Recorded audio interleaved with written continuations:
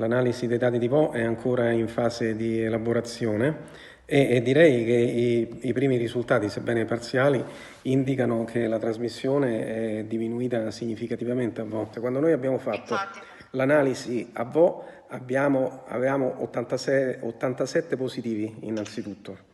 Di questi 87 positivi erano su 3.300 abitanti, quindi se lei fa la proporzione è circa il 3%, va bene?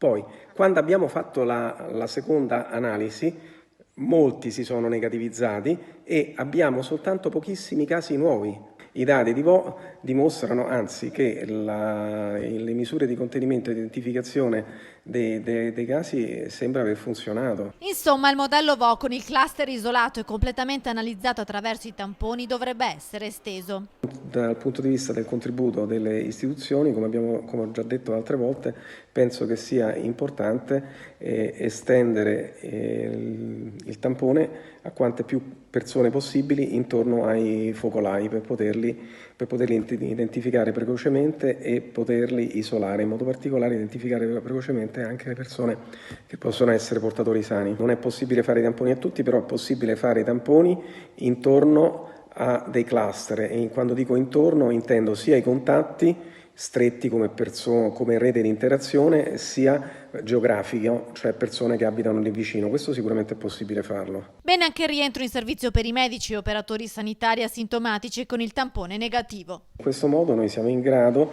di monitorare giorno per giorno se tra le persone esposte ci sono delle persone che si sono infettate e quindi tenerle in isolamento e allo stesso tempo mantenere in efficienza la struttura.